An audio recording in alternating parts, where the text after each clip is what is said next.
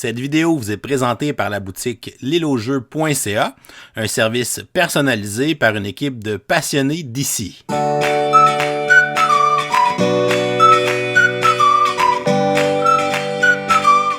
Hey, bonjour tout le monde, bonjour, bienvenue dans le coup de cœur du mois d'octobre. Vous êtes évidemment sur la chaîne du Professeur Board Game.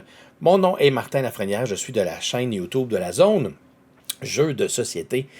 Alors merci beaucoup encore à David de me permettre de vous parler de mon jeu du mois d'octobre et de surtout commencer ces vidéos-là depuis maintenant plusieurs années. C'est toujours un grand honneur de pouvoir annoncer cette vidéo du mois. J'espère que vous avez eu un super beau mois d'octobre. On a un mois de novembre, je vous dirais, assez spécial avec de la chaleur, beaucoup de chaleur, pas de neige. Des fois, c'est une situation qui me fait peur. Donc, j'aime ça revenir un petit peu dans un monde un petit peu plus sûr, aller dans les jeux de société. Et ça va être un petit peu cliché pour ceux qui connaissent probablement ma chaîne, mais mon coup de cœur du mois d'octobre, c'est sans contredit le jeu Dead Cells Rogue. En fait, c'est le jeu de société Roguelite de la compagnie Scorpion Masqué. J'étais vraiment pas certain d'aimer ce jeu-là. J'avais eu la chance de l'essayer il y a de ça, je pense, 2 ans, avec Martin Montreuil et son ami Stéphane Bastien. On avait fait une partie à 3 joueurs alors qu'il était en état prototype et je m'étais posé la question. La question était, est-ce que les joueurs de jeux de société vont accepter ou seront intéressés par un jeu où on doit toujours replacer un plateau parce que lorsqu'on meurt dans ce jeu-là, on recommence au début. Et j'étais pas certain. Je dois vous avouer qu'aujourd'hui, j'ai été agréablement surpris personnellement. Je ne dis pas que c'est un jeu qui est nécessairement pour tout le monde, mais j'ai été agréablement surpris connaissant beaucoup le jeu vidéo. Je trouve que c'est un jeu de société qui représente bien le jeu vidéo. Moi, personnellement, j'aime beaucoup y jouer en solo. Je sais qu'il se joue à 2, 3 ou 4 joueurs. C'est pas un jeu qui est parfait. Je trouve qu'il y a des petites lacunes. Le livret d'instruction n'a pas été super bien monté. Ils ont eu besoin de créer une fac. Au début, c'était un petit peu alambiqué, toutes ces règles-là. Il y a peut-être eu des petites problématiques au niveau de la production, mais en tout cas, de mon côté, la copie que j'ai, ça fonctionne très bien, ça va bien. Mais le concept du jeu fonctionne bien.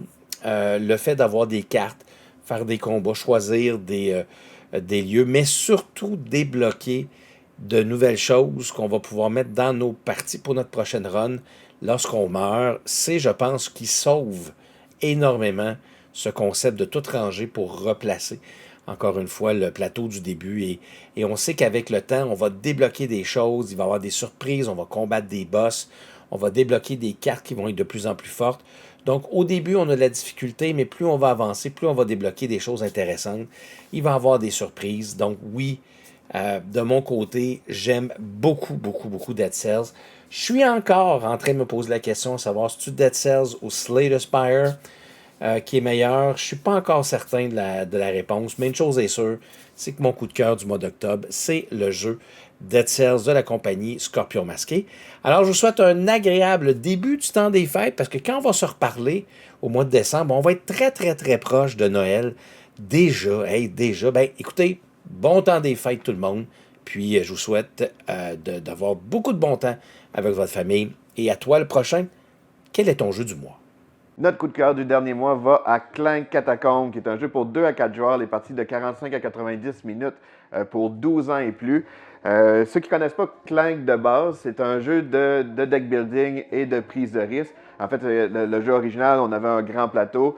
L'idée, c'est qu'on construisait notre deck avec différentes cartes en achetant des cartes dans notre deck, puis c'est avec nos mêmes cartes qu'on peut utiliser pour acheter de nouvelles cartes et se déplacer dans un donjon. Et l'idée, c'était de se rendre plus profondément dans un donjon, ramasser un trésor et réussir à sortir sans se faire manger par un dragon. Et vraiment le fun.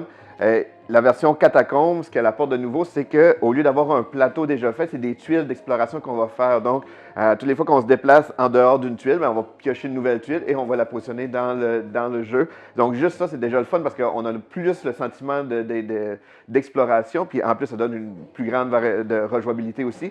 Et ce qu'on a vraiment aimé du jeu aussi, c'est qu'il y a un petit aspect plus chaotique aussi. Il y a plus de trésors, mais il y a plus de pièges aussi. Il y a des cartes qui vont nous permettre, ils vont faire des rotations sur des tuiles. Donc, quand on est déjà dans une route pour réussir à sortir du donjon, par exemple, mais on peut être complètement mélangé parce que là, les routes ne fonctionnent plus. Il faut pouvoir passer par d'autres chemins. Il y a plein de portals pour se faire apparaître à d'autres endroits. Donc, c'est un peu plus chaotique, mais ça amène du challenge au jeu. Vraiment le fun, l'aspect découverte. L'aspect deck building est toujours aussi tripant aussi dans le jeu. Donc, c'est vraiment excellent. Ça mérite de l'essayer. Donc, c'est Clank Catacombe. Bonjour, Martin Lauzon de l'Atelier du Meeple et merci au professeur Board Game de nous recevoir encore pour ses coups de cœur du mois d'octobre. Au mois d'octobre, je vais vous présenter un tout petit jeu. Un jeu qui s'appelle Château Combo. Vous pouvez le retrouver en anglais sous le nom de Castle Combo aussi. Château Combo, c'est un petit jeu de cartes assez bien fait. C'est très malin. Il y a 2 rivières de cartes sur lesquelles vous pouvez acheter, dépendamment où est le messager du roi, soit les cartes du village qui sont brunes, soit les cartes au château qui sont argent. Vous allez acheter la carte et vous allez la mettre devant vous. Vous devez créer une grille de 3 cartes par 3 cartes. C'est extrêmement simple. Sur la carte, vous avez quelques informations. Le coût de la carte, évidemment, d'où elle provient, si elle fera bouger le messager pour changer la zone d'achat. Vous avez aussi des symboles qui sont à collectionner, si vous voulez, dépendamment de ce que vous allez faire comme choix. Alors, il y a 6 ou 8 symboles, je ne sais plus, mais il y en a quand même quelques-uns. Et il y a une action immédiate que vous faites au moment où vous l'achetez, vous la mettez dans votre tableau et vous la faites tout de suite. Fait que ce que vous faites en la mettant, c'est ça. Et vous avez, en plus, dans le bas de la carte, une action qui est, en fait, des points de fin de partie. Alors, vous devez faire tant de points pour tel symbole ou tant de points si elle est placée à tel endroit. Il y a toutes sortes de choses comme ça. C'est très, très, très, très simple à comprendre. Et la prochaine carte que vous allez mettre devrait être adjacente de façon orthogonale à celles qui sont déjà là. Mais en tout, vous devrez faire une grille de 3 par 3. Donc, ça se joue en 9 manches rapides où vous achetez, vous déposez, vous faites l'action immédiate et vous essayez de faire un combo le plus intéressant possible pour faire des points à la fin de la partie. C'est excellent. Pour le temps que vous allez jouer là-dessus, c'est un excellent filler. C'est illustré de façon magnifique. C'est très cartoonish. On aime ça. Les cartes sont assez bonne facture. Alors franchement, c'est pour les jeux de cartes, des fois, on est déçus. Alors que là, non. Les clés qui représentent des petits jokers qui vous servent à plusieurs choses sont dans du carton épais. Même chose pour la monnaie dans le jeu. Alors, il n'y a rien à dire de mauvais là-dessus. Ça passe rapidement. C'est un beau casse-tête et ça fait un petit jeu rapide pour jouer entre 2 jeux ou en attendant une plus grande partie ou en attendant d'autres joueurs. Je vous le conseille vivement. Château Combo, c'est mon choix pour le mois d'octobre. Hey, salut tout le monde! Donc, après une absence de quelques mois pour le coup de cœur, me voici de retour. Donc, mon coup de cœur pour le mois d'octobre, je vous présente Neon Rain. Donc, c'est un jeu fait par Neon Knight, qui est une filiale de Chip Theory Games. Donc, vous allez sûrement reconnaître là, l'art graphique de Manny Tremblay, qui travaille souvent en collaboration avec eux. Ce jeu-là, c'est tout simplement une simulation d'arcade de 2 combattants. Donc, un jeu de fighting, comme on appelle, dans le bon vieux jargon. Vous allez avoir, ça se fait avec des cartes. Donc, vous allez avoir 7 cartes dans les mains. Puis, ces cartes-là, vous allez avoir des manettes en haut, en bas, à gauche, à droite. Puis, des boutons. Un peu comme la Xbox, là. En fait, c'est très similaire. A, B, X, Y. Puis, avec ces cartes-là, vous pouvez en jouer jusqu'à 3 durant votre tour. Puis, vous faites des combos. Puis, avec ces combos-là, ça fait des points de dommage à votre adversaire. Vous pouvez accumuler des boucliers pour vous protéger. Puis, vous pouvez aussi accumuler des étoiles pour monter en puissance. Puis, lorsque vous allez atteindre un certain nombre d'étoiles, vous allez pouvoir faire un super power move qui est imbloquable par votre adversaire. Donc, qu'est-ce que c'est que ça? En fait, c'est chaque personnage, chaque combattant a une habilité spéciale et aussi ont un power move, si on veut. Donc, ça va vous donner le nombre d'étoiles que ça vous prend, puis qu'est-ce que ça fait comme dommage, qu'est-ce que vous allez obtenir comme récompense. Donc, chacun est différent de cette façon-là. Ce qui est bien aussi, c'est que vous avez un mode solo, donc vraiment un mode pur solo. Il y a un deck de cartes qui est l'intelligence artificielle, puis lorsque vous faites vos attaques, on flippe des cartes pour savoir qu'est-ce qu'il fait comme défense. Okay? Donc, puis il y a aussi de 3 niveaux de difficulté. Donc, un super jeu qui est extrêmement rapide, extrêmement simple. Si vous avez 10-15 minutes, c'est à peu près ça, 10-15 minutes un combat. Donc, je vous le recommande fortement. C'est Neon Rain, mon coup de cœur du mois d'octobre. Donc, à bientôt tout le monde! Salut les gamers, Sam de Board Game Duel est de retour pour les coups de cœur et pour le mois d'octobre, mon choix va s'arrêter sur Ironwood. Donc c'est un jeu de contrôle de territoire asymétrique pour 2 joueurs. Et ce que j'aime, c'est que c'est simple à prendre en main, rapide à jouer. Donc je trouve que c'est un beau créneau pour ce genre de jeu-là et pour 2 joueurs surtout. Donc on a 2 factions qui ne fonctionnent pas du tout de la même façon. Le board en fait va être séparé en montagne puis en forêt. Donc, il y a un des peuples qui reste dans les forêts, l'autre qui est dans les montagnes. Donc, on peut pas vraiment aller voler le territoire des autres, mais quand on veut l'attaquer, ben, il faut être adjacent au territoire qu'on veut attaquer. Puis la façon que ça fonctionne, c'est qu'on va avoir un beau système de gestion de main avec des cartes multi-usages. Donc, les cartes peuvent être utilisées soit pour l'action, soit pour les différentes valeurs de combat qu'il y a dessus. Et chaque joueur, dans le fond, va avoir comme 3 cartes qui vont être dans leurs mains toutes les rondes, dans le fond, qui reviennent toujours dans nos mains à la fin du round si on les a jouées. Et un paquet de cartes à usage unique qui vont aller dans la défausse. Chaque faction a son deck de cartes qui lui est propre. Donc, c'est vraiment pas la même chose de jouer un côté ou l'autre. Ce qui est intéressant aussi, c'est que les deux vont gagner de façon différente. Donc, on est tout le temps un peu tiraillé entre est-ce que j'essaie d'avancer ma victoire à moi ou est-ce que j'essaie de prévenir l'adversaire de gagner? Donc, c'est des choix déchirants à chaque fois, autant pour les conditions de victoire que pour les cartes, comment on veut les utiliser, est-ce que c'est pour le combat, pour les actions. Donc, pas beaucoup de règles, mais beaucoup de décisions, beaucoup de crunch. Puis je pense que c'est un jeu qui va être le fun à découvrir à 2 ensemble, de se développer une méthode, jouer tout le temps contre le même adversaire, peut-être switcher de côté, apprendre à connaître les decks. Les decks sont pas si gros que ça, donc ça va venir rapidement. Je pense qu'il y aura un beau potentiel pour ce jeu-là, puis j'ai hâte de l'explorer plus. Puis j'espère que vous allez l'aimer, vous autres aussi. À la prochaine! Salut gang, Vincent du podcast Board Game Presque Parfait. Aujourd'hui, je vous parle de mon jeu le plus joué en octobre, qui est Esdras et Néhémie. C'est le dernier jeu de McDonald et Shem Phillips, donc de Pixie Games. C'est un jeu qui va ressembler à beaucoup de leurs jeux. C'est un jeu de comptage de points. On essaie de faire le plus de points possible, de gestion de ressources. C'est un jeu qui va jouer avec une main de cartes. Et puis, il y a 3 couleurs de bannières, donc les rouges, les grises ou les bleus. Chacune de ces bannières-là est associée à une action. Et plus on va jouer de cartes avec les bannières de la même couleur, plus notre action va être forte de tour en tour. Ça se joue sur 3 manches. Et puis, essentiellement, ce qu'on fait, c'est qu'on veut, avec les bannières grises, reconstruire les murs de Jérusalem et puis récolter des ressources. Avec les bannières rouges, on veut reconstruire le temple grâce aux ressources qu'on a collectées et aussi tenir en vie la flamme d'un hôtel, AUTEL. Et puis, on a les cartes bleues qui nous permettent d'enseigner la Torah. Donc oui, c'est un jeu qui est avec une thématique qui sort un peu de l'ordinaire, mais c'est un peu le cas aussi de tous leurs jeux d'organes historiques à ces 2 auteurs-là. Donc, je vous suggère fortement de l'essayer. Il y a beaucoup de façons, même s'il y a juste comme 3 actions, il y a beaucoup de façons de faire des points. C'est un jeu, somme toute, assez complexe. Donc, faut mettre notre cerveau à l'épreuve là-dessus. Je vous suggère, comme je disais, Esdras et Néhémie. Bonjour à la maison, j'espère que vous allez bien. Mon nom est Pat de la chaîne YouTube Les Petits Chefs et aujourd'hui j'ai envie de vous faire connaître mon coup de cœur du mois d'octobre qui est Kelp. Kelp, c'est un jeu de duel entre un requin et une pieuvre. Donc, le requin va pourchasser la pieuvre jusqu'à temps qui la traque, qui la trouve, qui l'attaque, et puis ça devient peut-être un peu trop violent ici, jusqu'à temps que finalement ils en viennent à bout. La pieuvre de son côté va devoir se camoufler jusqu'à temps que le requin soit épuisé ou jusqu'à temps que la pieuvre, elle, se soit nourrie au moins 4 fois.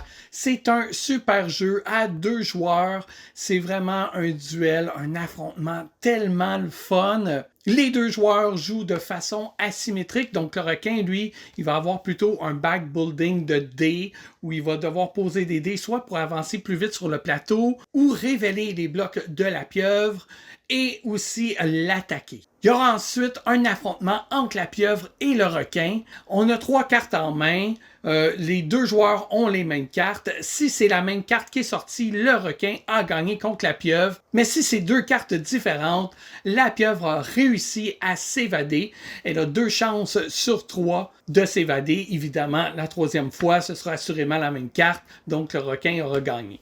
Ce que j'aime beaucoup de ce jeu-là, c'est que dès que la partie se termine, soit que tu veux prendre ta revanche, ou soit que tu veux inverser les rôles pour te mettre justement dans la peau de ton adversaire, puis voir si tu peux faire mieux que lui.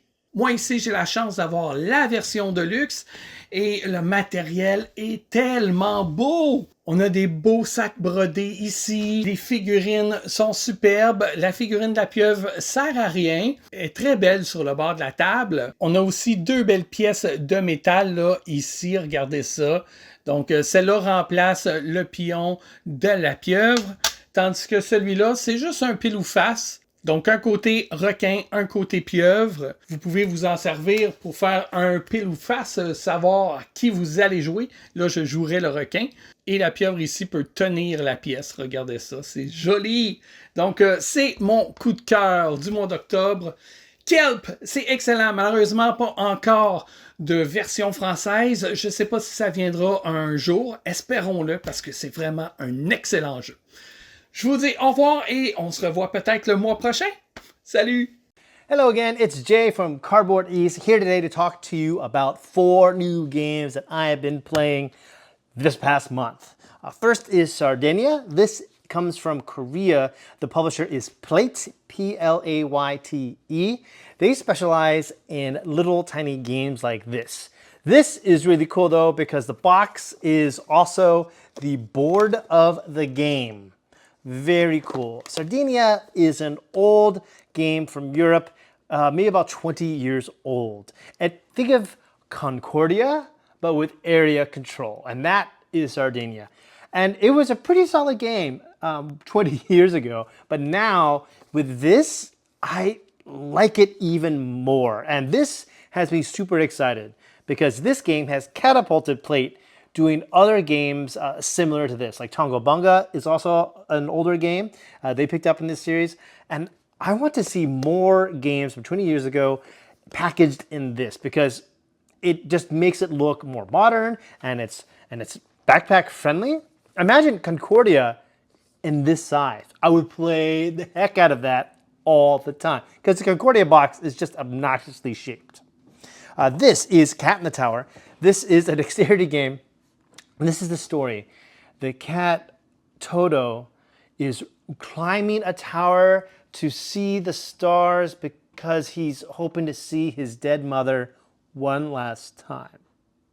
I kid you not, that is the story. And the story makes the game even more touching because you care about the cat right away and you have to build this obnoxious tower, kind of like Rhino Hero, and then hopefully the cat reaches the top. This is a lot of fun, and this is one of the most fun games I've been playing lately. This also comes from Korea. This is Quiet House.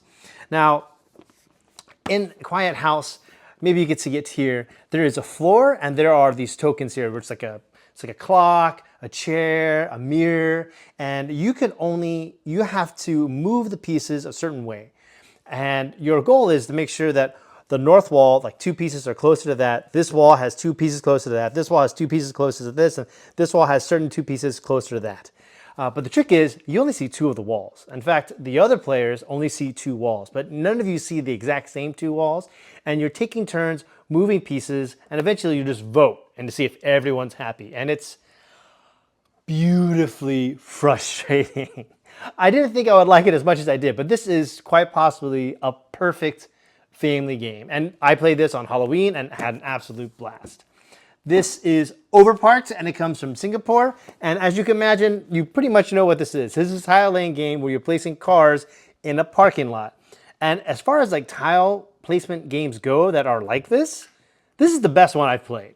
It's really good. The drafting mechanism is really interesting. The scoring mechanism is really interesting. The keys that you can just move a car off are really interesting. How you score is pretty incredible because you don't really think about it, but when you realize, oh, I have to get all the green together, all the red together, all the blue together, but I also have to make sure that there are no empty spots. Really good, really, really, really smooth. Like it's not fiddly at all. And I gotta give like games that are this smooth like a lot of props because that means that it was developed extremely well. And these are the 4 games that I've been playing from Asia this month. Definitely check them out. Hey! On est de retour dans les coups de cœur. Oui. On a sauté le mois de septembre. Pourquoi donc, David? Qu'est-ce qu'on faisait? C'est pas à cause d'une ordonnance de la Cour ou un jugement. Me rassure. Oui, je suis très rassurant. On est content d'être de retour. Merci, merci à David. Ben oui, de nous réinviter à faire ça, même si on a sauté un mois. Exact. On y va tout de suite parce que le temps nous presse comme un citron. Moi, mon coup de cœur, c'est la rivière de l'or. Pourquoi, David? Il y a des bateaux. Premièrement, c'est l'affaire la plus proche que j'ai trouvée d'un pirate. Oui. Non, c'est un super jeu, ça fonctionne bien, il est beau. Il y a beaucoup de choses à faire dans le jeu. On navigue, on livre des biens, on essaie de gagner des petites majorités. On construit aussi des petites choses, là, des commerces, des forteresses. Des bâtiments, oui. Des bâtiments. Et le jeu s'explique rapidement. Puis le jeu brille. Le jeu brille, il est doré. Ça s'explique rapidement, ça se comprend bien, mais c'est assez compliqué pour offrir un défi. On peut rejouer rapidement une deuxième partie, on en parle souvent, ça c'est le fun. Beaucoup aimé ça, la rivière de l'or. Dans mon cas à moi, c'est Château Combo. Je pense que c'est un petit jeu qui va devenir un grand classique. Qu'est-ce qu'on fait là-dedans? On construit une petite grille de 3 cartes par 3 cartes devant nous et on va essayer de déclencher des combos parce qu'il y a des effets. Château Combo. Exactement, aux cartes qui sont instantanées, puis il y en a d'autres qui vont nous servir à faire le décompte de fin de partie. Il n'y a aucune carte qui est pareille. Ça permet une rejouabilité vraiment, vraiment exceptionnelle. Et moi, je me vois jouer à ce jeu-là comme petit filler, vraiment pendant des années. Quand on réussit des combos, on se sent intelligent. C'est très satisfaisant. Ouais, et on s'écrit Château Combo. Ouais, j'ai jamais fait ça, je ferai jamais ça. Non, mais c'est très chouette. Ouais, Château Combo, vraiment un jeu que je vous conseille. Un futur classique, je le dis en tout risque de me tromper, mais je pense que je me trompe pas là-dessus. Merci Mathieu. Ben, merci à toi, David. On se voit le mois prochain si tout va bien. Yes! Bonjour, chers amis joueurs, ici LP. Et je te présente mon coup de cœur pour octobre, je pense, 2024. Le jeu Super Sniper de Galen McCann. Donc, de Galen's Game. Je vais assumer que l'auteur, c'est le propriétaire de la compagnie. C'est un jeu que j'ai ramené de Gen Con. Je n'avais pas encore joué. J'ai joué une couple de parties en octobre. Je l'aime beaucoup. Qu'est-ce que c'est? C'est un jeu de duel et qui mélange polyomino et rapidité, dépendamment comment tu veux jouer la partie. Il y a 2 modes de jeu. Il y a un mode solo également, mais j'ai pas essayé le mode solo encore, fait que je vais te parler juste du mode duel. Donc, qu'est-ce qu'on va faire? Tu as un grand plateau en face de toi dans lequel tu vas placer tes jetons de pouvoir spécifiques, mais surtout, tu as un grand espace carré à l'intérieur qui est vide en début de partie, et devant ton plateau, tu vas avoir 3 plus petites tuiles carrées que tu vas aller placer qui représentent 3 environnements. Ton adversaire fait la même chose, et devant les 3 tuiles carrées de ton adversaire, tu vas aller placer 3 jetons qui représentent ton sniper, mais il y en a juste un des 3 qui désigne ton vrai sniper, les 2 autres c'est des leurs, et donc tu te caches à un des 3 endroits, ton adversaire fait la même chose. Le tour de jeu est hyper simple, tu as 3 tuiles polyomino qui sont à la droite de ton plateau, tu prends celle qui est la plus à gauche, tu la places sur un des 3 mini-plateaux, et ensuite tu pousses le reste, tu piges un nouveau jeton, tu remplaces. C'est juste ça le tour de jeu tout au long de la partie. Ce que tu essaies de faire, c'est que tu vas commencer par essayer de trouver il est où le sniper. Pour faire ça, tu vas placer tes polyomino sur les 3 petites tuiles carrées. Et tu as une case spécifique que tu dois isoler. Fait que tu dois couper tout accès de cette case-là à l'un des 4 côtés de la tuile.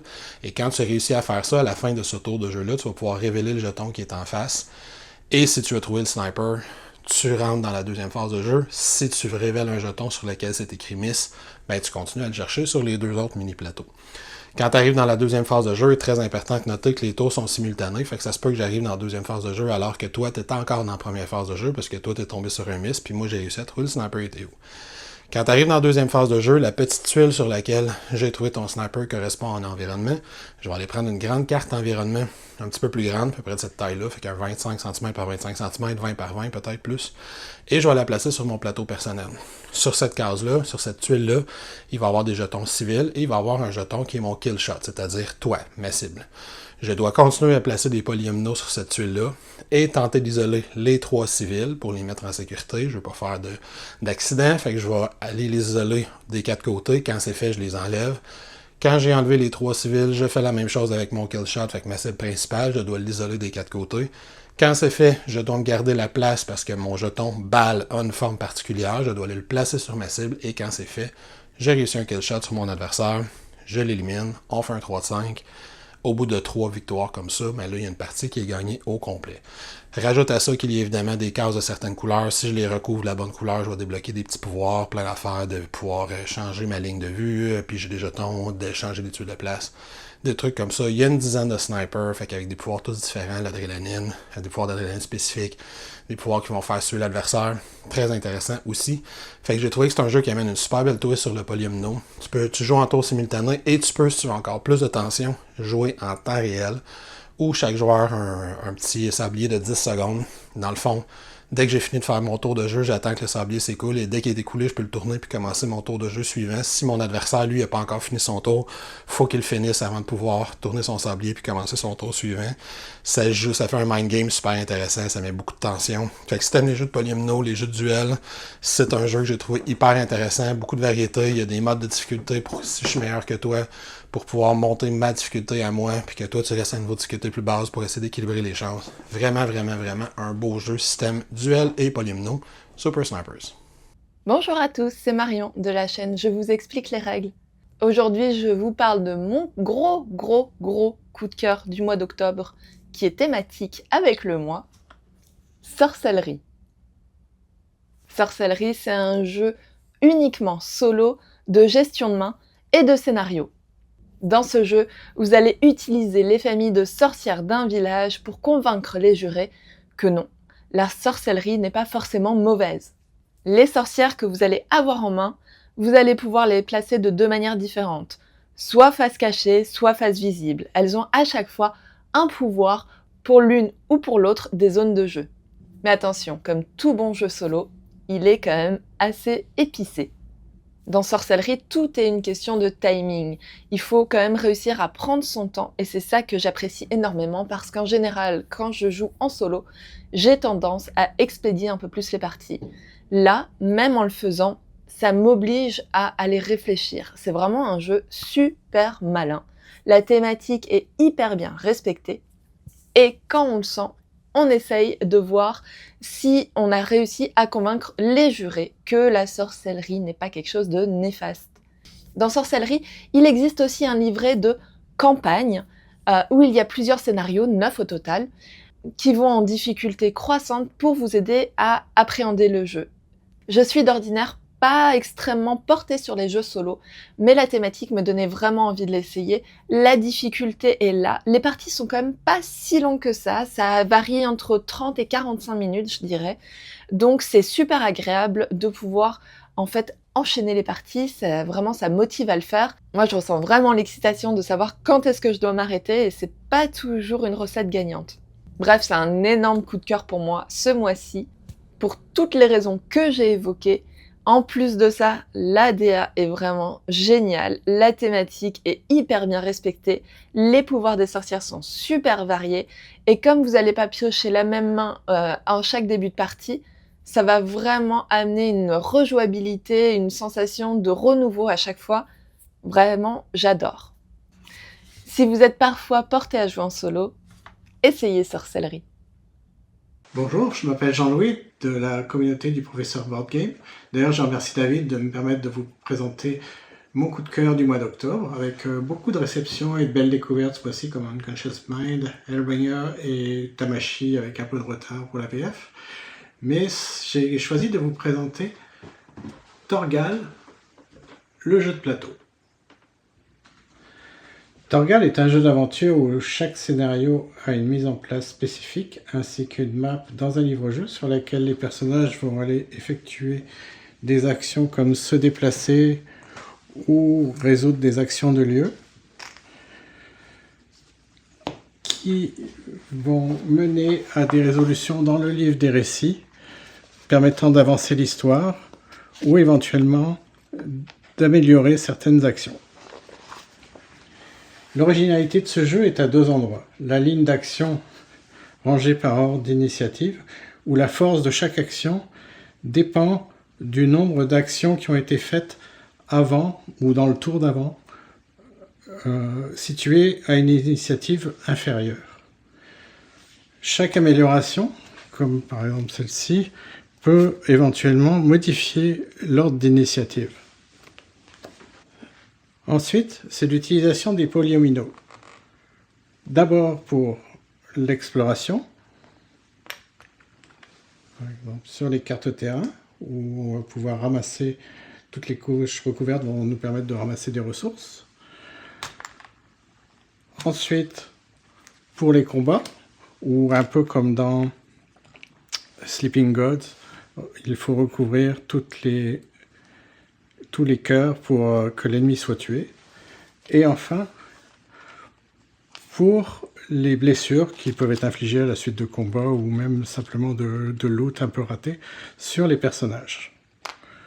Quand on ne peut plus placer de polyomino sur la zone de blessure du personnage, le personnage est mort. Torgal est un jeu, un scénario indépendant avec une limite de temps très serrée. Il vous faudra probablement refaire plusieurs fois le même scénario avant de trouver comment le résoudre efficacement. Si vous voulez pousser plus loin sur le thème, voici 3 albums. Torgal est une saga d'une 50aine d'albums où le héros est un descendant d'extraterrestres recueillis par des vikings. La science-fiction va y côtoyer l'aventure pure, le fantastique, les dieux nordiques et les voyages dans le temps. Sinon, lisez, jouez, mais surtout évadez-vous. Salut les gamers! Pour mon coup de cœur du mois d'octobre, je vais tout d'abord y aller avec une mention honorable pour le petit jeu de cartes de gang, donc le jeu de poker coopératif, un beau petit jeu que j'avais découvert à Gen Con cet été. Donc un beau petit jeu d'ambiance, on joue au poker Texas Hold'em et on essaye de replacer les mains des joueurs en ordre croissant de puissance, mais on a un moyen de communiquer avec des jetons de poker qu'on va se voler d'un à l'autre avec un beau petit jeu d'ambiance vraiment le fun et qui peut être montré à vraiment n'importe qui. Mais mon coup de cœur du mois va aller au jeu Duel pour la Terre du Milieu, un jeu que j'attendais avec impatience parce que c'est un jeu qui reprend les mécaniques d'un de mes jeux préférés qui est Seven Wonders Duel. Donc ici on est dans la thématique du Seigneur des Anneaux, donc un joueur incarne Sauron, un joueur incarne la communauté de l'anneau. On va avoir le même système de draft de cartes que Seven Wonders Duel, donc on aura des pyramides de cartes à chaque manche et les joueurs vont aller choisir des cartes au fur et à mesure dans ces pyramides-là qui vont révéler de nouvelles cartes et on va se construire un petit tableau de cartes pour pouvoir essayer de gagner d'une des 3 façons. On peut gagner la course pour l'anneau, on peut gagner de façon militaire en contrôlant tous les territoires du plateau, donc on a un aspect de majorité qui est nouveau dans ce système de jeu, et on peut gagner en faisant des alliances avec tous les peuples, ce qui revient un peu à la victoire scientifique de Seven Wonders Duel. Ce que j'aime de ce système de jeu-là, c'est que c'est tout le temps tendu, et le fait qu'il y ait 3 façons de gagner aussi. Donc ça fait que justement des joueurs des fois vont se spécialiser dans une façon, ça va nous ouvrir les opportunités ailleurs, mais il faut quand même que je l'empêche de gagner de cette façon-là. Fait que les décisions sont toujours intéressantes dans le choix des cartes qu'on va aller chercher, de ce qu'on veut construire dans notre petit tableau, de ce qu'on veut empêcher notre adversaire de faire. On va aussi avoir un système que, au lieu d'avoir des merveilles que chaque joueur peut construire, on va avoir des lieux importants dans le monde du Seigneur des Anneaux. Et ces lieux-là vont être représentés par des tuiles qu'on va pouvoir construire, qui vont nous permettre de mettre des tours sur le plateau qui vont donner une présence permanente et de faire différents effets aussi instantanés. Donc on devra jongler aussi avec ces tuiles-là qu'on peut construire et ça nous permet aussi de skipper un tour dans la pyramide pour laisser notre adversaire se commettre. Fait qu'il y a quand même beaucoup de petites stratégies intéressantes. Le jeu, je vous dirais, qui est un peu plus simple que son prédécesseur. Donc on a coupé quelques petites règles un peu fiddly de Seven Wonders Duel, comme la gestion économique. Ça fait qu'il est peut-être moins serré sur le côté économique, mais les autres aspects gardent cette tension-là qu'on aime dans Seven Wonders Duel. Donc donc Duel pour la Terre du Milieu, une très belle réadaptation d'un jeu que j'aimais déjà et qui le fait encore une fois très bien dans un univers qui est très aimé, évidemment, Le Seigneur des Anneaux. Et on est allé chercher un beau visuel de Monsieur Dutray qui fait toujours de très belles illustrations dans les jeux. Donc c'est un beau petit jeu qu'on a ici. Donc mon coup de cœur du mois est Seven Wonders, est Duel pour la Terre du Milieu, qui m'a fait un peu retomber en amour avec ce système-là. Donc depuis ce temps-là, j'enchaîne aussi beaucoup les parties de Seven Wonders Duel sur BGA. Donc ça aussi c'est très cool parce que c'est quand même le même système de pyramide de cartes et de draft qui est très excellent pour 2 joueurs. Donc et voilà, c'est tout pour aujourd'hui.